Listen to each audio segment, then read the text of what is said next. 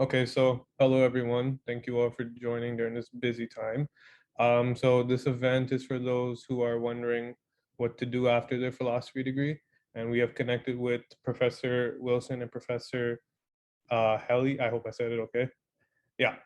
So we connected with them. These professors are very experienced, and we also connected with two students from the alumni, Zachary and Sawad, and they will be presenting in the second hour. So first, I'll just talk about how the event's going to run down. So first, Professor Wilson, Professor Hellie are going to explain what they've brought today. And then we're going to jump over to the alumni, and we'll save the Q&A for the last 20 minutes of the event. First, I'm going to do land acknowledgement. So we wish to acknowledge this land on which the University of Toronto operates. For thousands of years, it has been the traditional land of the Huron-Wendat, the Seneca, and the Mississaugas of the Credit. Today, this meeting place is still the home to many Indigenous people from across Turtle Island, and we are grateful to have the opportunity to work on this land. So now, Professor Wilson, Professor Hellie, if you guys want to take away. Sure. Let's see. So why don't we host as disabled participant screen sharing out. Would you please make us a co-host so that we can share our screen? Sure thing.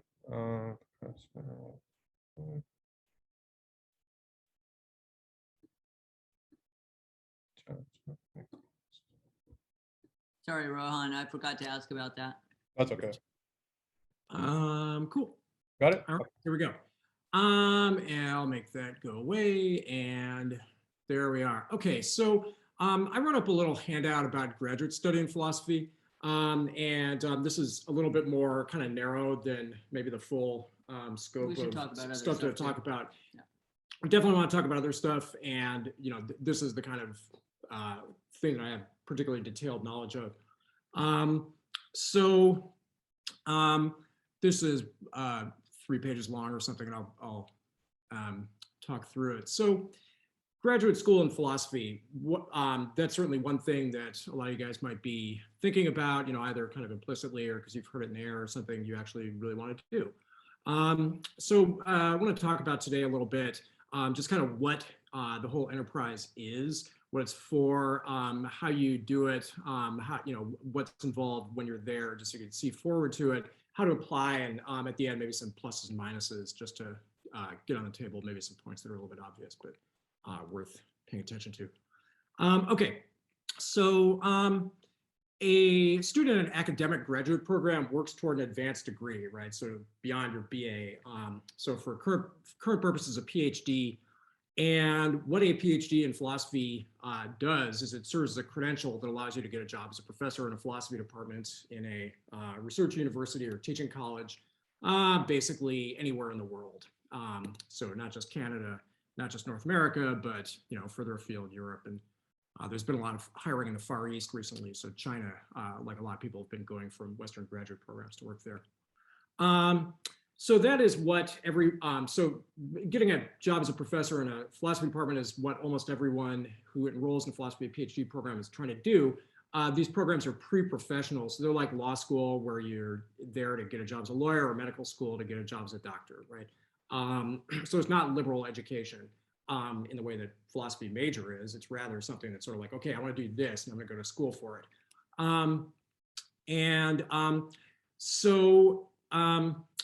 PhD programs are to train you to be a philosophy professor. But what is it to be a philosophy professor? Well, there are 3 components of my job, Jessica's job. So there's research, teaching, and administration. So research is we read academic literature. So we assign you guys philosophy articles in the courses that we teach you, and so we read those things. We contribute to academic literature, so we write such articles and publish them in academic journals.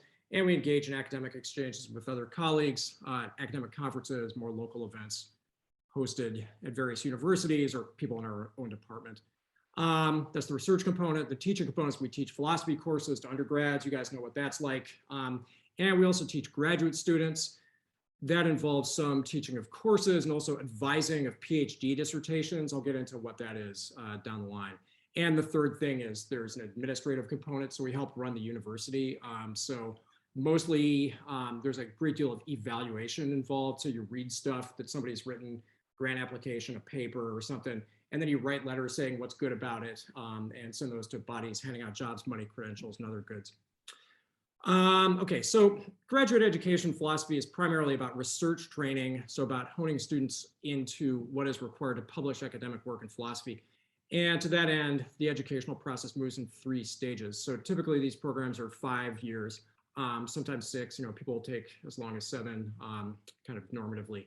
And what these stages look like are, so the first stage is coursework.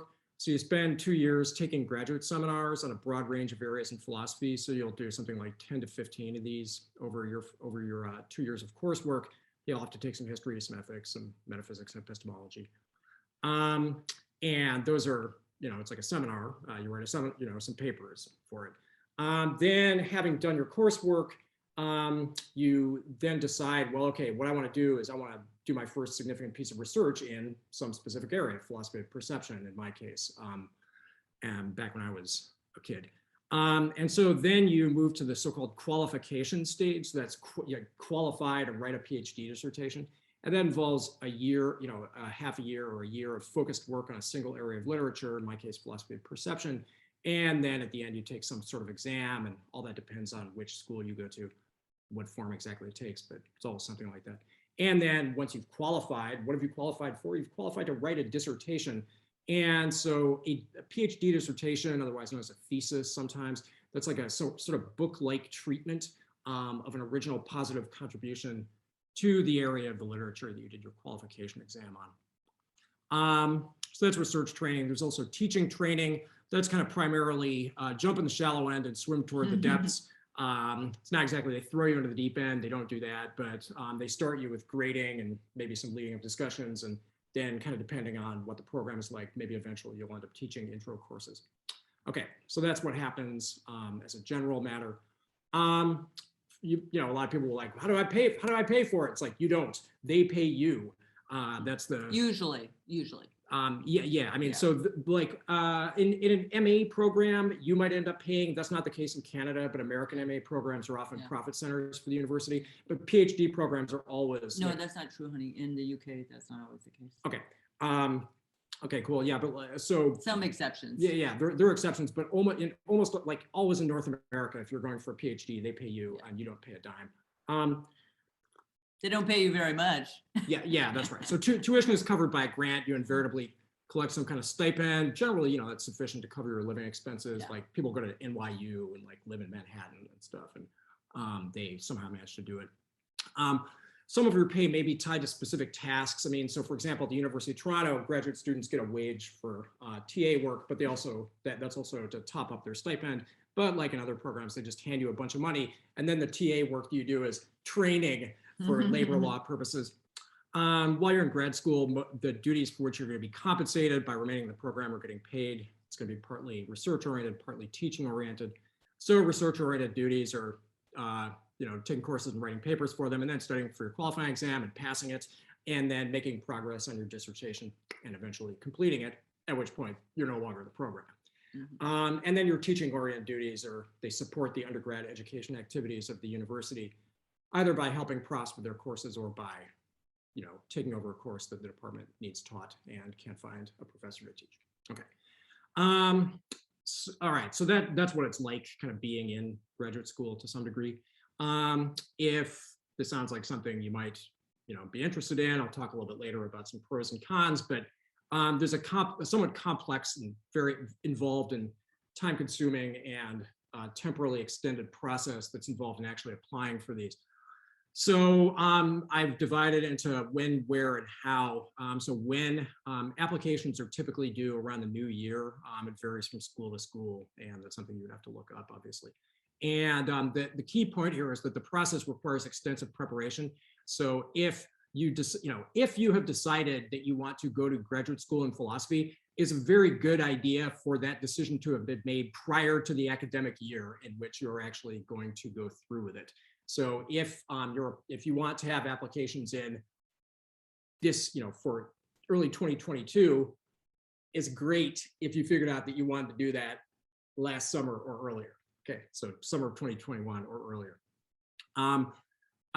You'll see why that is shortly. Next question is where? Where should I apply? Well, one sort of side point here is that I've been talking about PhD programs, but those aren't the only graduate programs there are. There are also MA programs where, sort of terminal MA programs where you're not admitted to get a PhD down the line. Instead, you're admitted to get an MA. An MA is not something that qualifies you to get a job as a philosophy professor. Instead, an MA program is something that gives you kind of step-up training between undergrad and PhD. Typically for people who want to improve the PhD program they might get into. They look at their undergrad education, they're like, I need to know more, I need to have some better work or something, so I'm gonna spend some time in an MA program, ramping myself up a little bit.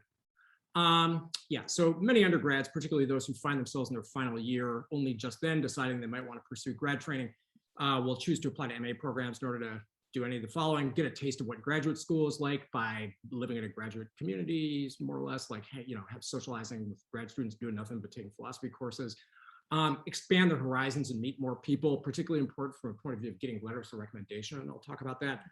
Become more competent in philosophy to go generally, just because you've spent an additional year taking more philosophy courses with a kind of more focused, decided, at a higher level, professional, at a higher level critically. Mm-hmm. And last, improve their applications critically by working on your writing sample. So I'll talk about that shortly.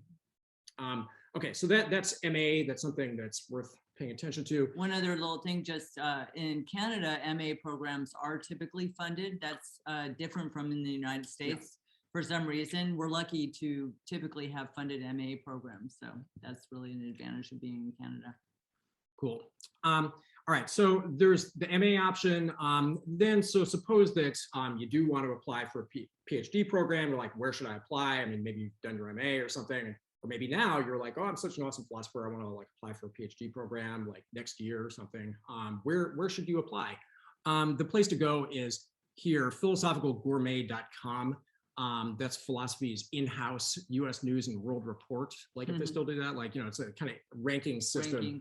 And that has information of two kinds. There's an overall prestige hierarchy. So basically they canvass about 600 philosophers, such as myself, for example, and we vote how much, how good is this department, 1 through 5, right? And, overall, and that factors into, prestige hierarchy, and NYU is the top, and then Oxford, and then Princeton, or whatever it is. And then for the different sub areas of philosophy, so applied ethics, meta ethics, normative ethics, philosophy of law, that level of brain, or epistemology, metaphysics, philosophy of mind, philosophy of language, that level of brain. There's a kind of, those sub areas, it lists them all, and also tells you the internal hierarchies of prestige on a program by program basis. So that's extremely useful. Last point to notice about this is that we're calling it a PhD program. It's pre-professional training. Obviously, you want to put yourself in the best possible position for success at each stage. So namely, you don't necessarily want to be too super choosy of programs by some assumption about what you're interested in, because interests change. And, frankly, the best way to get interested in something is to start thinking about it a lot, and then you'll start to notice the things that are interested about. So it's like, oh, I don't like ethics. That's like, it's like, nah, actually, there's a lot of interesting stuff there. You just haven't noticed it yet. Okay, so don't be too choosy about programs by assumptions about what you're interested in, and go to the best program that you get into, compatibly, of course, with your own internal sense for your likelihood of finishing if you go there. So, if you like, about yourself that you would be cripplingly homesick if you went to California, don't go to Berkeley, okay? Mm-hmm. Don't even apply. Okay, so that's where to apply to. Last thing is how to apply. So initial point here is that graduate school applications are very competitive. So apparently in the last year's cycle, Toronto got 600 applications. That might have been for some for MA, some for PhD, but no matter how you apportion it, that's a lot, right? And this is we're talking like 25 positions overall, right?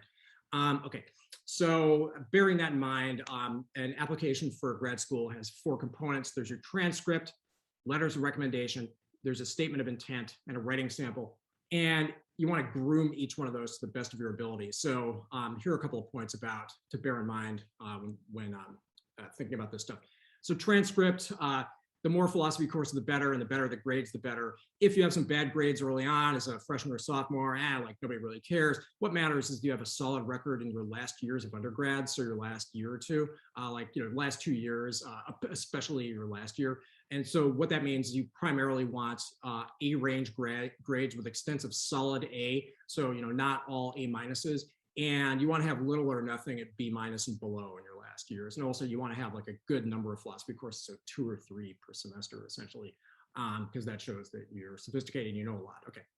Yeah, let me just interrupt a second. I mean, like, suppose, as a matter of fact, your grades aren't what you wish that they were, especially in these days, right? A lot of people have experienced difficulties with completing their courses or doing as well as they would have done under normal circumstances. So, that's fine. That might also be, though, one reason to stay in school for another year, for example, just to, if that's an option for you to get at the undergraduate level, just to sort of revisit that and kind of push your grades up, or perhaps apply for a master's program, making clear, as Benj will probably go on to discuss, like the circumstances that impacted your grades for better or worse, as it might be, in your letter of intent. That's right. Yeah, thanks. Okay, so next component is letters of recommendation. So you need 3 of those. And those should be crucially from teachers for whom you got an A range grade. So A minus is okay, ideally A plus, like, hey, if you get A plus, like, awesome, ask that person. And also to the extent that it's possible, I mean, UTSC's like component is like really weak, but like we just, do not have many tenure stream faculty, so that can often be a challenge for you guys. But to the extent that it's possible, you should get them from tenure stream faculty, namely people whose title is assistant professor, associate professor, or full professor, and that contrasts with instructor or lecturer. And it's like clout is very important here, and for better or for worse, that's how the perceptions shake out. Okay, third component is your statement of intent. So in ideal circumstances, if everything is sort of, like how golden or whatever, you can write something like, I want to attend Harvard to get a PhD in philosophy and become a professor at a research institution. While at Harvard, I may be interested to work with Professors Siegel and Kelly on philosophy of perception, or perhaps with Professor Simmons on Hume. But often like life intervenes, and it's not everything is 100% golden, and there may be stuff that you think is worth explaining. So like a lot of people work. So if you've taken 6 years and you're as an undergrad because you've been working full time because of family commitments or whatever, it's great. You should explain that in your statement of intent, because like otherwise people will be like, why they take 6 years? Okay. Is quietin a word? Quietin is a word. And like last point, and I'm saving the most important thing for last. So the most important component of your application is your writing sample.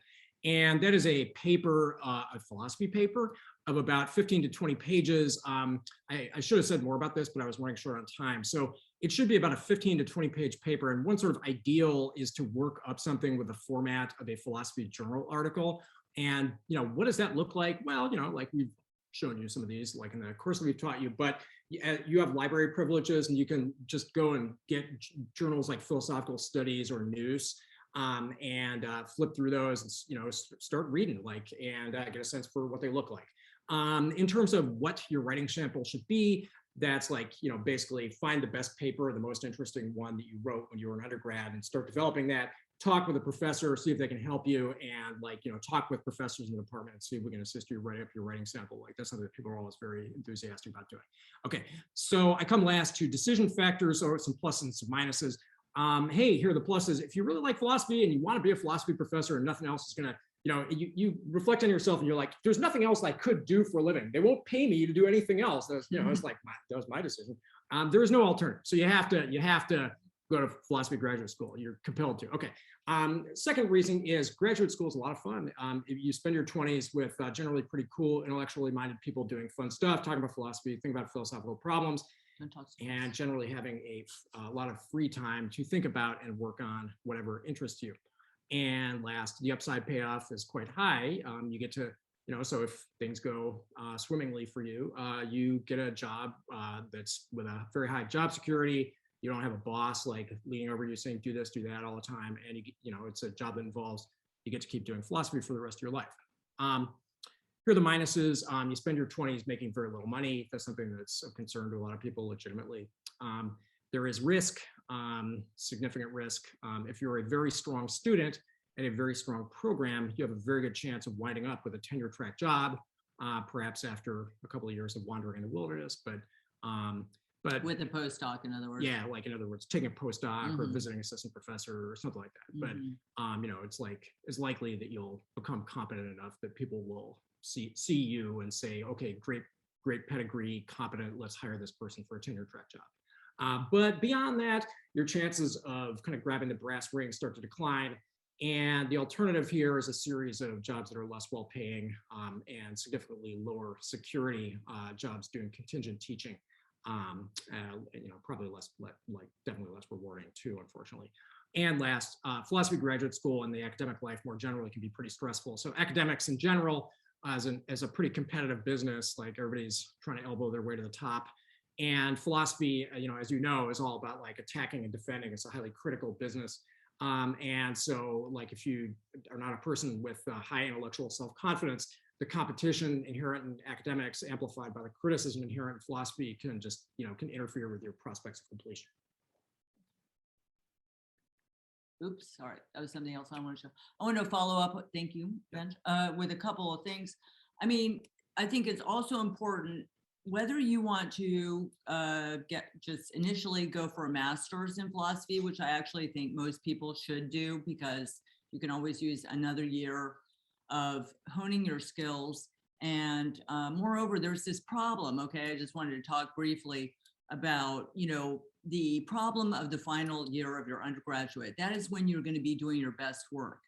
And, you're at that point, your experience, what you're doing, where your interests primarily lie. You may have taken more than one course in the topic that you'll be writing on. And now you're taking another, or maybe, an undergraduate seminar, or maybe another undergraduate seminar in that topic. And now you're really in position to write a great paper, which could then become a writing sample. But the problem is your applications are due in early January. So that means if you write the paper in the fall, then you have no time to refine it. And if you write it in the spring, you have no time to submit it. So this is another reason why I think carefully considering going to a master's program before entering into the PhD process, for those of you who are really interested in trying to, make philosophy your chosen career, is really something to carefully consider. And we've had a lot of success with our students, getting into a really fine, often U of T's master's program, and then applying and then getting into, programs like MIT and so on. So just something to consider. Now, another thing I wanted to fill in by way of background, which is more generally applicable.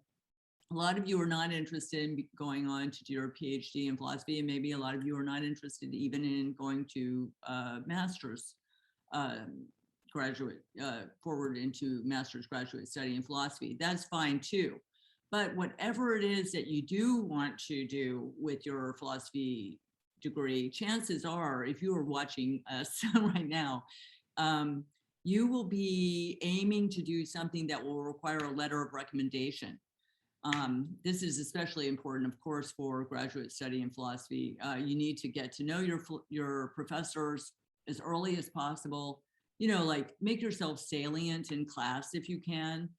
Contact your professor by email with questions. Go to class. Ask questions in class. Ask questions. I see you. Ask questions in class. Like make yourself such as to, such that your professor will then, when you need a letter from them, they'll be like, sure, I know you, I know your capabilities, and so on. This person's engaged. They show them that they, really are on top of philosophy and are stoked about it, and they're not just sort of cynically coming to me like the last minute saying, "Oh, can you help me out?" Yeah. So all that is stuff that you want to be. In other words, you want to be sort of cultivating your relationships. Not just with your peers, but also with your professors. And don't be afraid of that, because that's what we're here to do. We're here to engage with you, to Zoom or meet you with questions that you have in office hours, or just, in other kinds of, with, ad hoc appointments and so on and so forth.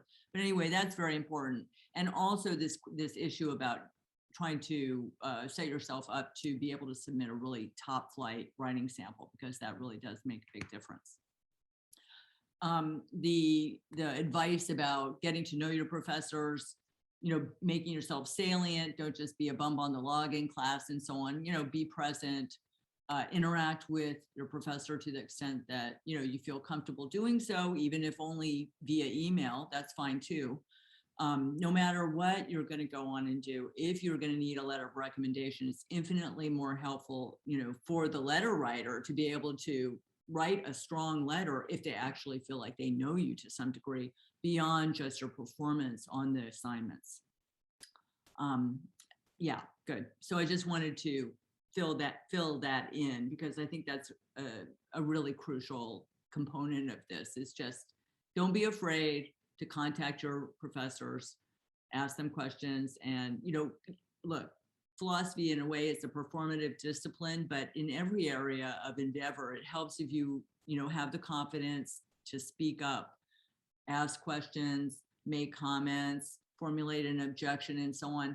And you're an undergraduate now, or most of you anyway, you're in great position to train yourself up in those skills. It's a skill just like anything else. And I remember when I first started asking questions, I used to get so petrified. And then sometimes I would just write down my question on a piece of paper so it was there in case I needed to, my mind went blank or something like that. And then after a while, you just become more comfortable and you realize that the sky is not going to fall down on you. If, your question, has an answer, or even if it's obvious, it doesn't matter. There really are, it's true that there are no bad questions in a way, because a question can always just be filled in. It's an opportunity to fill in some area of content or, dialectic. So that's all, it's all for the good. So I wish more of my undergraduate students would speak up in class. I'm lucky that I do have, in most of my classes, I do have, several people who do regularly speak up, but some people, it's really hard for me to kind of get them to participate. And just remember that participating is, it's really, it's something that it's not just that you want to, it's not just fun. It's not just such as to make the teacher-student interaction for all concerned more interesting, but it's also a way of getting to know your professor and allowing your professor to get to know you, so that then after your and it's educational, right? It's like finding something focused to say about an focused to say about an intellectually challenging topic in public, and have a discussion about it. That is like what undergraduate education is for, is to like teach you to do that. And the more that you do that, the more you're thereby getting out of your undergraduate education.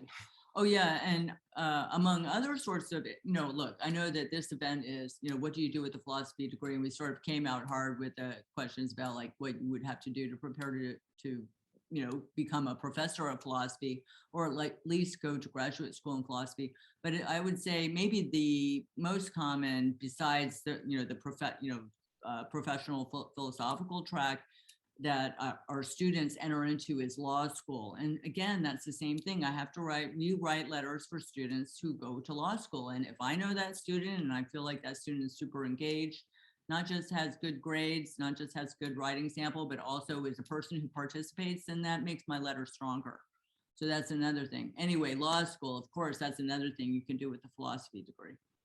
And I just wanted to share the screen also to show you these statistics, which I think are super interesting. You may have seen these already, but these are average GRE scores by intended field based on scores of all test takers of the GRE graduate record exam for 2013 through 2016. And you can see that philosophy majors have the highest, do the best in both verbal and analytic. And we do pretty well for quantitative as well. Yeah, so like who's ahead in quantitative, right? Like mathematicians, like and engineers, like CS, like economists. That's right. So the graduate record exam is kind of an entry ticket. At least it has been traditionally an entry ticket for a wide variety of fields. So you do well on that, you're really poised to get into graduate programs in whatever it is that you end up being interested in studying, counseling or whatever it might be. Yeah, and like along similar lines, I mean, I guess so there's money, like we probably should have come armed with money making data, because there's some pretty good money making data. So it's sort of like the people who make the most money by the time they're 30 are petrochemical engineers. It's like, okay, you guys aren't that, all right. So and I don't even think that you can get that degree at UTSC. And then it's sort of like engineering jobs, but in terms of the people who make the most money by 40, it's like, hey, the philosophers have started like rocketing into the top 10, right? It's basically because the kind of mix of the people who get interest in philosophy and the kind of training that we provide you guys with is just how to be generally smart, right? So how to read a text, how to understand the text, like analyze it and criticize it without getting upset, how to have like a kind of a conflictual discussion that doesn't turn into a fight or an argument, like how to write clearly, how to present yourself clearly. And it's sort of like, just, hey man, it's sort of like any kind of job, like in the knowledge economy, working in business, like a job where people like they're going to want to have those skills. So or public policy. I mean, really, business, government, like any kind of the professions, like. Yeah. So the answer of like, what do you do with a philosophy degree is really almost anything, almost any area. You're not going to get an engineering job. Exactly. Right. You're going to need an engineering degree to get an engineering job. But with a degree in philosophy, you'd be very well poised to get a degree in engineering because you know how to learn, right? Part of knowing how to learn or how to think is knowing how to learn. So I think, philosophy is really a great all-purpose degree. And I mean, our students have gone on to do pretty much, anything you can possibly imagine. So, it's up to you, but philosophy puts you in a really great position. And this is, I think, a common trope if you think about it. Right? Yep. It's like the world is your oyster. So your dream of being a space cowboy, excellent. Like certain people we can name. GREs like the SATs. Yes, they are, except for graduate school as opposed to undergraduate. That's exactly graduate record exam. Yeah. They're subject specific. Yeah. So Rohan, I think we'll pass it back to you at this point. Okay, thank you so much, professors. I'm pretty sure you have made the path much more clear for a bunch of students, including me. So I would like to thank you both for attending today. Now we will jump to the alumni.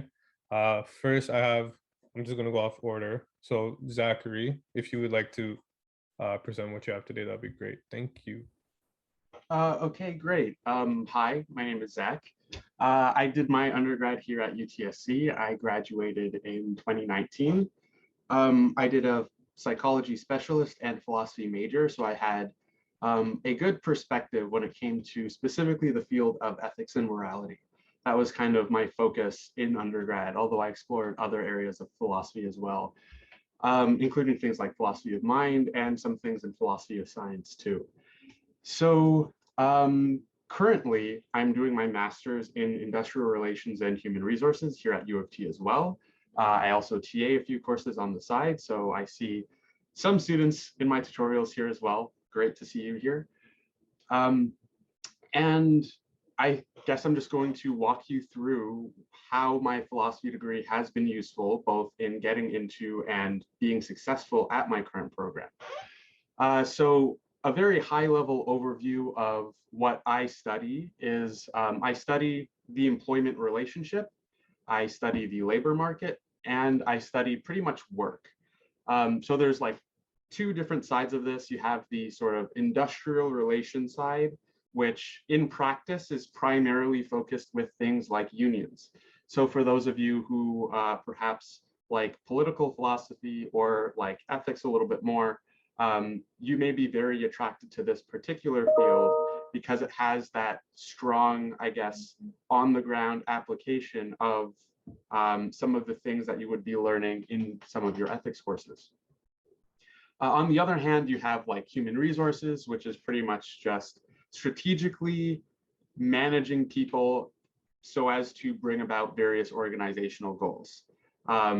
Here also has a very great deal of overlap with ethics, particularly when it comes to things like policy and figuring out the type of policies that we should have in place. One of the reasons why I was kind of drawn to this field was because, like I said before, background in psychology and in philosophy, I was kind of at that intersection of is and ought. And this program, or this field at least, was a very decent combination of the two. We look at, well, how are we treating workers, and how should we be treating workers, and how can we get as close to that ideal ought as we possibly can within our constraints of things like, economics and whatnot. So in terms of how this degree has been helpful, these perhaps greatest benefit of learning philosophy at the undergraduate level was enhancing my writing skills. Before entering this program, I was a terrible writer, like awful, completely terrible. When I was taking grade 12 English, I got a comment from my teacher saying, you have some really great ideas, but it doesn't really look like you check your work or you proofread. And that was something that was pretty much fixed in large part thanks to Jessica Wilson and her writing and philosophy course. After that course, my writing changed like immensely. So I can give a personal thank you to Jess for that. But on top of that, it was this idea of developing your critical thinking skills and being able to think in the sort of logically structured manner. I had Benj once kind of explain to me that, writing a paper is sometimes like building a house. And I've kind of stuck with that analogy for quite some time. You use these like logical reasoning skills quite a bit in a field such as mine. So for example, I had this competition last year where we were trying to represent, it was like a mock trial almost, where we had to defend a employee who was fired, and we had to present a case as to why they should not be fired, why they should be reinstated. This was very much almost kind of like doing law. We had to look at past precedent, we had to look at the type of standards that were in place, and we had to reason from those essentially premises towards a conclusion and trying to provide adequate support. In doing so, we had to do things like address counter arguments that the other party could make against the person that we were trying to represent. And I was lucky enough to get paired with two other students who had backgrounds in philosophy. One student had a master's in philosophy, one student had just a major, and we ended up winning the case portion of the competition, although we lost in the public advocacy portion. So the other team lost the case, but they looked better doing so. We were hammered pretty hard by a few lawyers, by a few actual lawyers who we successfully defended against their comments, but it was still pretty rigorous and a lot of pressure, and we weren't able to keep our cool as cleanly as the other side. That being said, though, again, this methodological thinking, this methodological approach, and this idea to kind of follow through with implications and see where they lead, and being able to critically assess the implications of things like actions and policies, that's very much useful. So an additional way that this degree has helped me is by kind of giving me the resources to explain and to connect various ethical principles. So we may be tackling a topic such as, how do we close the gender wage gap? right? We know empirically that the gender wage gap is very much due to like the motherhood penalty or like the motherhood tax. And so how do we fix this in a way that's equitable? One possible solution is that, hey, we can give men more generous packages when it comes to like paternity leave. But then we also have to investigate the ethical implications of that. Like what type of symbolic message is being sent when we pay men more for taking leave compared to women? Are we devaluing the work that women do in this way? Is this sort of symbolic harm that can potentially be given worth the sort of utility of having, you know, a lower gap within the wages and having more women in the labor market? So these are kind of the things that I encounter and that I do. And that is the way that philosophy has sort of led me to this path. So that's it for my little spiel. I did have a few comments on what was said before from Jess and Benj. The comment about, you know, really being able to participate and speak with your professors, that is of insane import. It is highly recommended. Having this sort of relationship with your professors where you can talk about ideas, you know, ask them questions after class or during class, and sort of have this back and forth to the point where they actually know you, recognize your name, recognize your face, and know what you're capable of. That is very vitally important to get you things like letters of recommendation. My letters of recommendation were from the philosophy department and one or two from the psychology department as well. But I had people who were willing to say very good things about me because I always demonstrated this active engagement in the classroom.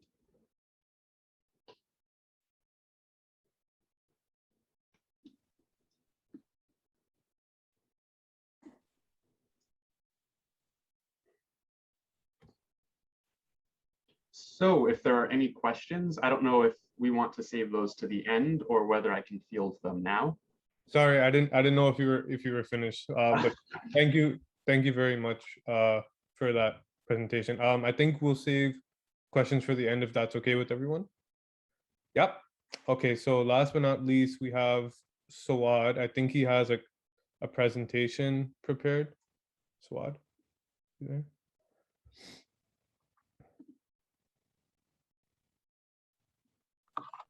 All right, hi everyone. So I actually created some presentation slides to go for my talk. So here, I'll share my screen actually, and then we can go from there. Okay, for sure. Is it okay if I can get permissions to share my screen? Yeah, 1 second.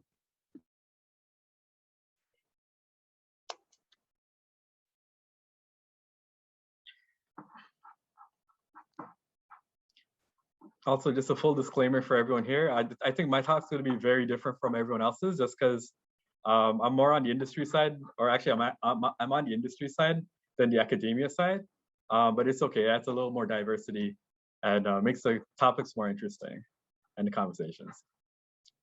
So I made you co-host, so I think you could share them. Okay, perfect. So I'm going to share my screen from here. Okay, so let's start from the beginning. Okay, hopefully you guys don't see this part of the screen. Okay, so wait, hold on. Could you guys see this actually here? Okay, there we go. Okay, so hi everyone.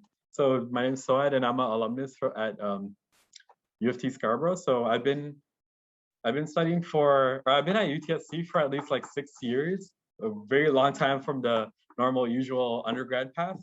And it was basically been a long journey. But just to start off a little bit on like the reality of this thing, reality of the situation. So basically, this whole event's supposed to be what happens after you finish your philosophy degree. Well, this meme is the reality, guys. When you do a philosophy major, then life is going to be a struggle. It's going to be difficult to find a job, and then that's the end of the world. No, I'm just kidding. That's just the meme that people throw out there. But the reality is much more different depending on how you go about it. And I'm going to be talking about that inside this talk that I'm going to give. So just a little bit more about my actual background. So I completed my bachelor's degree at U of T Scarborough back in 2020. So I'm one of the pandemic kids that graduated. I had my convocation on Zoom. Not the most exciting thing ever, but at least we got the degree, so that's all that matters. For the programs that I completed, it was like I actually did 2 specialists and a minor. So the first one was a specialist in statistics. So back at that time, the program was called Statistical Machine Learning and Data Mining. Right now, it's called I think it's Statistical Machine Learning and Data Science. So just like a change on the last word there.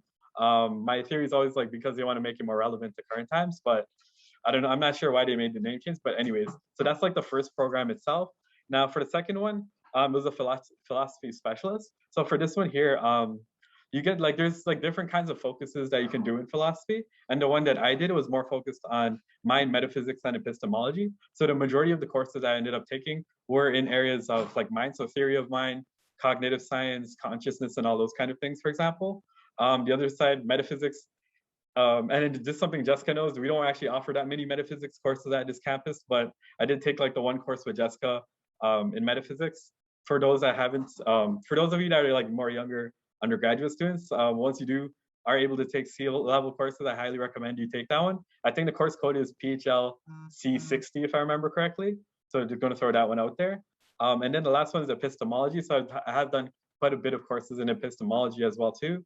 Yeah, one of the courses I actually did, which was I think on theory of knowledge. It was like a senior level course. I actually did that one with Benj as well, but that one was like a senior level course, and then they don't offer like the senior level courses every single semester. But if they do end up offering like a theory of knowledge course, then I would do recommend taking that course as well too, with Benj or whoever does end up teaching that one, because again, it's always depends on the professors and what they're offering.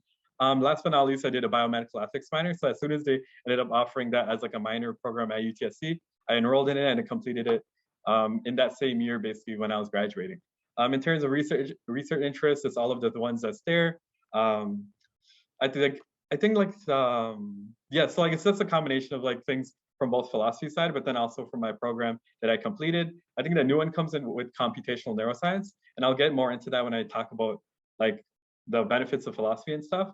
I do have my PMP certification, so like I was saying earlier, I'm more on the industry side actually, so that's where most of the focus is on project management, things like that. And my favorite philosopher, so this is excluding like, or this is I guess from readings and like course material and all that kind of stuff.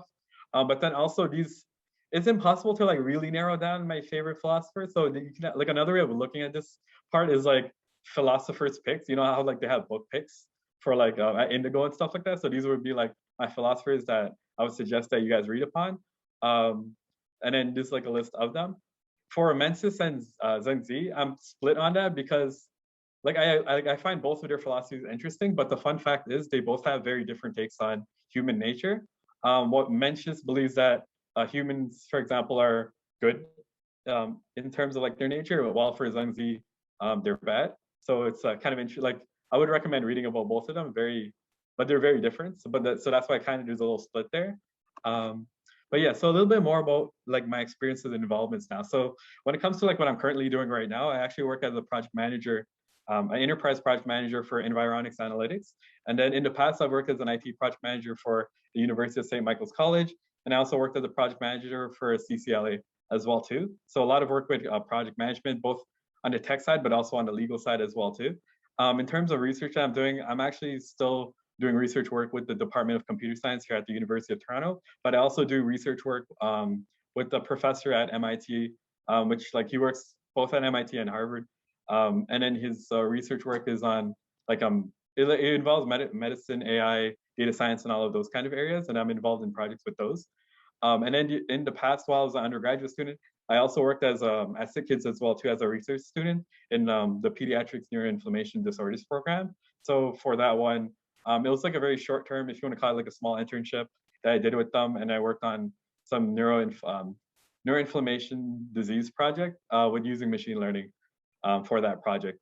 And then the last two things, these are actually more recent things that I started getting involved with. So back when the federal elections happened inside September, I ended up getting involved with the NDP, and then I was helping one of the candidates, Michelle Spencer, run her campaign in Scarborough. And then for the city of Toronto, for that one, I'm a digital citizen advisor, but long story short, I just help them like better optimize current technologies that they use for like the public. So that's like a little bit of a background. As you're seeing, it's very, very different from like graduate school and all that kind of path. it's more focusing towards like industry and research and some other things. So like when it comes to like the technical project management part, there's kind of three main skills that you end up using. And for those, like the first part is communication, the second part is problem solving, and the third part creativity. So for like the communication aspect, a lot of it's dealing with like creating reports, documentations, business cases, and all those kind of stuff. But all of those are used for making business decisions, understanding how processes and workflows work, and other sorts of tasks like those. But another part as well that's involved in like project management is like persuading stakeholders to work with decisions and stuff. And then another part is also explaining concepts to teammates and all that. And there's other activities as well too. So that's like one component of it. Another component is problem solving. So there's both like addressing problems with solutions that are being proposed for issues that are being discussed. So for example, if we're looking into a way to make, for instance, like a feature or like make something like an application more accessible to an audience, then we may discuss like a potential feature, but then for that feature, there may be some issues with it. And then with problem solving, you're able to better address that. And then the third part is like the non-technical problems, which is like conflicts, and then dealing with coworkers and conflicts between coworkers and other sorts of issues that deals with dealing with people, basically. And the last part is on the creativity part, which is actually something, actually, I will come back to that in a little bit, but basically for the creativity part, there is like, when it comes to the creativity component of it, it's understanding basically other problems than just the problems that are being discussed.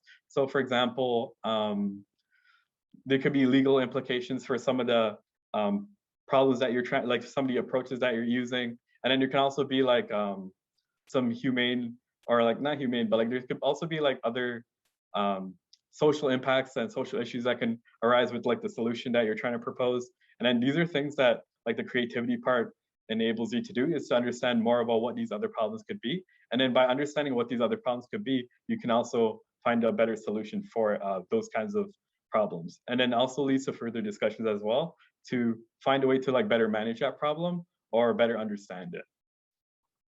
So the second part is so the research component. So for this part here, there's like kind of three skills that I like to break down for this section here, which is like writing research papers is one component of it that you have to do when it comes to communications. And then the second part is presenting research work at conferences and other venues.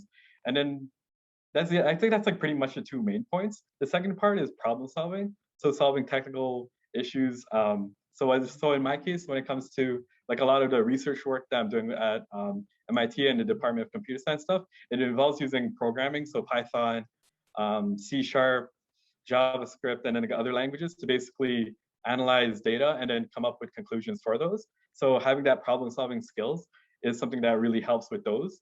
And then the third part is like, or sorry, the second part to that is like non-technical problems. So reading literature, doing literature reviews, and understanding what exactly is being said in the text, and then be able to come up with conclusions based on those, or even be able to like better understand what you're going to be doing research about. And then the second part too, which is like another example of like a non-technical problem, is the direction of a study.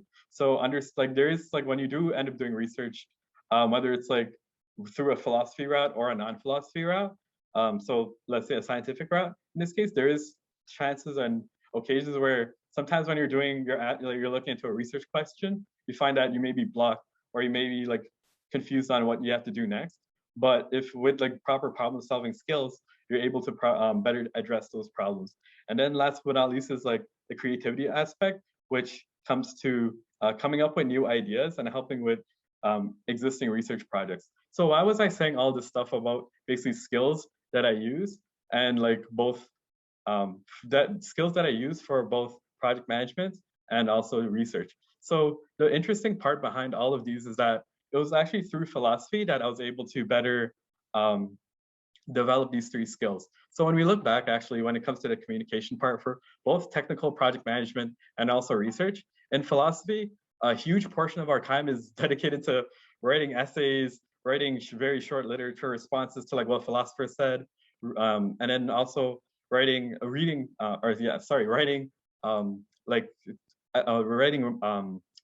responses to basically text that was said by other philosophers. And with philosophy, you're able to better basically create documentation, create essays and improve your writing skills. So that way you can better understand how to like write your text, communicate your messages, and persuade people, for example, of like the arguments that you have. And that component from philosophy is something that directly translated to my work in technical project management, where now when I create reports and stuff, there is much more, it's much more easier for me to do that. And at the same time, same thing with doing other tasks as well too. So when it comes to, for instance, persuading stakeholders, within philosophy, one big thing we try to do is convince people that our arguments are correct. And then we use like a logical kind of approach to it. And then in the same manner that we use in philosophy, like I'm able to use the same thing with persuading stakeholders. So like the stakeholders that I deal with are business stakeholders, business background individuals, technical background individuals, but like these same logical explanations that you use in philosophy, the logical approaches, they also work in the same manner for those individuals as well too. So it's much more easier for me to persuade them in terms of like things that I would need to get done or whatnot, and then kind of work from there. And then the other part as well too is like the explaining concepts part. Whether this is both on the technical project management part or even on the communications part on the research side, within philosophy, a big chunk of what you have to do is kind of explain concepts and make it easy and understandable for your readers. And then both on like the written part, but also on the communications part. And then through doing the philosophy program, I was able to improve both of those skills, which then helped both with the research and project management components. The second part is like the problem solving part. So moving a little bit from this part here and also back to this part here is that for when it comes to like solving technical problems, and both on like the research side and the project management side, is that you get to get better understanding of like how exactly you want to go about it. And what do I mean from that is that there's certain skills that you kind of develop through philosophy, and one of those skills is analytical skills. So a lot of the text that you have to read back in your undergrad days, as you guys remember, would be on very complex text that could be difficult to understand. But in like reading those difficult texts and really analyzing them, you develop your analytical skills, which then those analytical skills could be used for these kinds of problems that you face, whether it's on the technical side, but thinking about like understanding a solution, or also coming up with a solution, whether it's like through computer programming or through another means. And then also being able to understand non-technical problems, such as like, let's just say you're giving a business case to deal with. How are you going to be able to approach it, better understand it, and then use that information for what you need to do? Like philosophy really helps with that component there in developing your analytical skills, which then helps with dealing with both research things that you have to deal with, but then also in my case, like project management as well too. And the last but not least, and this is my fun part, which is the creativity part, is that there's kind of two pieces to this. So the first part is, and this is the point I was actually going to mention earlier, Zachary mentioned, is that you get to like start seeing problems with solutions that you wouldn't see earlier. So the first part was like, I think he was talking about like HR issues. Sorry, I just blanking out a little bit for a sec. But another side to that could be like ethical issues as well too. So it's like, okay, we have this great solution, but like, what are some problems that we need to consider with the solution? I'll give an example.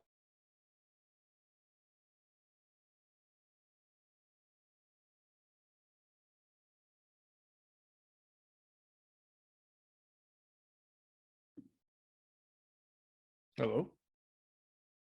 Theory itself, I reached out to one of my statistics profs that has like a background in causal inference. And then I was able to realize this idea that I originally got from philosophy into the STEM side, which then later on became like a preprint basically, which is what you're seeing on the screen right now. So it's first basically taking an idea that I found through like one of the literature through philosophy, then reaching out to someone within the STEM community, STEM, science, engineering, you guys know the whole acronym, and then like realizing the idea through them. But then of course I couldn't get to the third step, which is like using empirical evidence to support this, because again, it's very challenging to get medical data and stuff. But this is just kind of like a roadmap on seeing like how philosophy could go from creating an idea to realizing that idea, if that makes sense. Now the second part, and this is things I'm like doing in my lab right now, is kind of like elaborating on ideas that are currently being developed, or even coming up with your own ideas. So when it comes to, for example, the solution part that I was talking about earlier, where it's like, okay, these engineers come up with an amazing idea, but then, and then in their eyes, they see everything perfect in their idea. But then us as philosophers, and this is like the benefit we get, is that we can look at an idea and think about 500 different problems with that idea itself. So like what for the idea that they proposed, like some of the problems that I ended up having with like the solution that they originally proposed was like, so there's like computer vision technology that's used for it, but then for some of us, basically long story short, one of the problems with computer vision technology is that it's not like it has issues when it comes to identifying certain race and ethnic groups. And then because of that, it could be like, it can have some very severe consequences when it comes to the actual performance of the application itself. But in this case, because it has to do with driving, it can actually lead to deaths and things, deaths and injuries as well too. So like just explaining all these things to them, and then having that kind of discussion, it then led to us to realize, okay, you know what, like maybe the solution they have may not be the best, but then in having that discussion led to later us coming up with an actual optimal solution, which then we present that in this paper. Now, the second side of it, which kind of goes back into a research side, is that this idea actually, believe it or not, came originally from a course that I did with Brian, not Brian, sorry. I don't remember, but he taught like oh, sorry, Joshua Brandt. That's his name. I took a bioethics course with Joshua Brandt. It was like a senior level course, PHL D10, I think. And then this paper was from like was from that course. It stemmed from that course. But then I found out that like because like there's like a lot of opportunity with this paper itself, and it does tackle a really pressing issue, which is like the idea of neurotechnology, which is in fact one of the growing industries out there right now. I found that there was an opportunity to actually expand this into the STEM community. So then when I did end up reaching out to my supervisor at the Department of Computer Science, then after discussing it with him, found it was a good idea, and then we ended up realizing it in that sense. So it's like, you know, taking an existing idea around like some of the topics we discussed in like philosophy, but then improving it and to like further discussing and analyzing it to then realize as a publication. So that's like, and so that kind of leads on to the next point of like how philosophy fits into business innovation and discovery.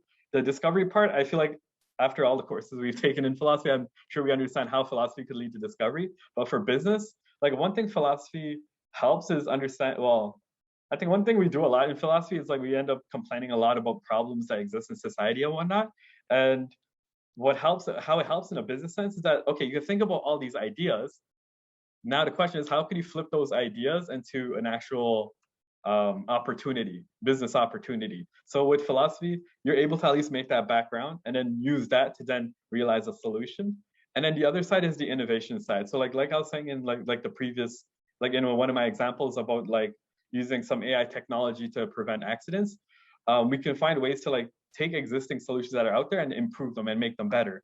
Or we can take some existing processes that exist and improve on them. So when I go back to my technical project management stuff, it's like, okay, so we have this technical solution that we implemented within the company, but people with a certain, let's say, disability aren't being able to use it. And this is a problem, but how can we think about ways to improve that so that way it works for that community and those group of individuals? And then think about ideas through that. And then think about whether those ideas that we're proposing has any ethical or legal or other issues with them. And then so that kind of breaks down to some extent how you can use philosophy in academia and industry. So to summarize everything I said into more simpler points, for academia, you can use it to think about new ideas, writing your manuscripts, presenting them at conferences, and also improve and overcome roadblocks within your research that you're doing, whether it's in STEM, arts, or humanities, or any of these areas.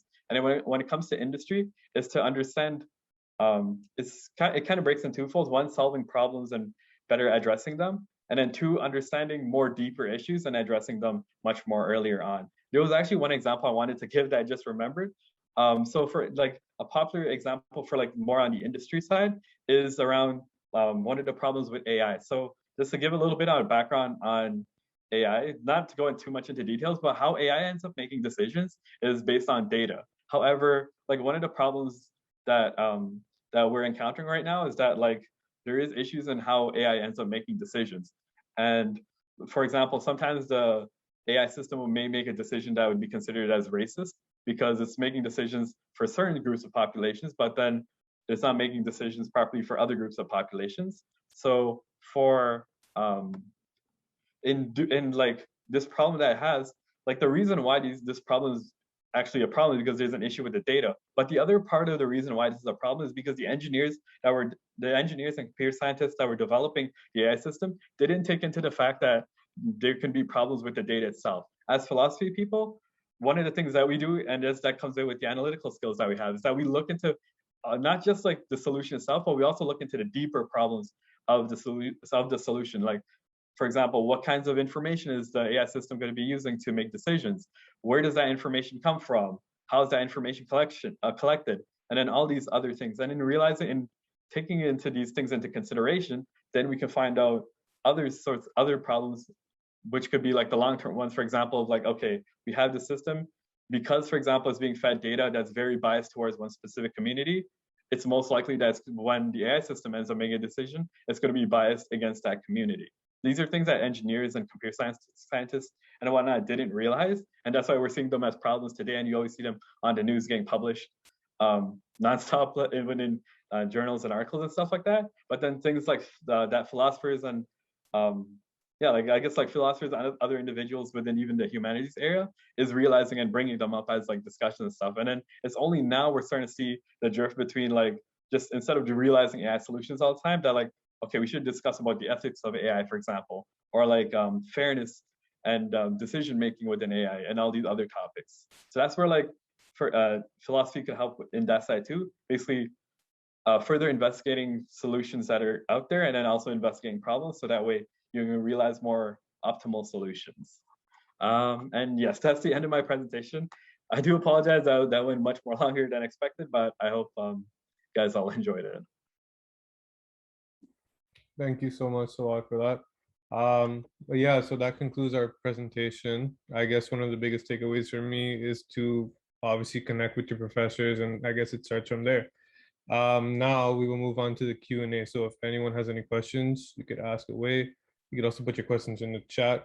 Yeah.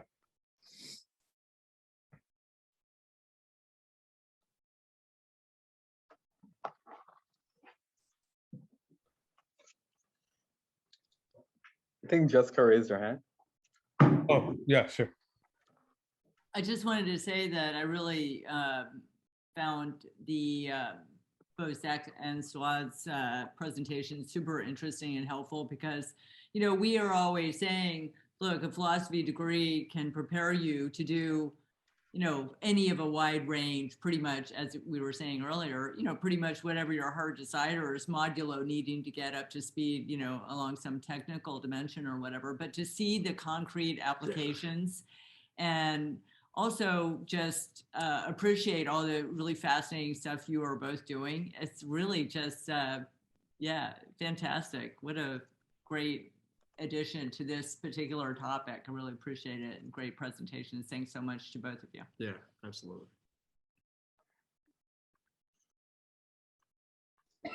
I have a few additional comments to make, things that I just kind of got reminded of as things were going on. So one good, excellent thing about philosophy is that it has this, again, heavy emphasis on things like skill building. So as part of being in HR, you know, one of the things that I always have to constantly be aware of is the labor market and the job market. And it's becoming the case where undergraduate degrees like themselves and the actual content matter learned within those degrees are becoming, there's a little bit more flexibility in terms of being able to get into a different field if you had a major in one particular thing. And the reason for that is that a lot of the labor market is looking to reskill and retrain candidates. And so by having these particular skills, even if the actual content matter, for example, you're not going to be asked about like Hegel or Kant when you start working, but you are going to be expected to demonstrate these skills. And so the one of the truest benefits of this program would be the development of those.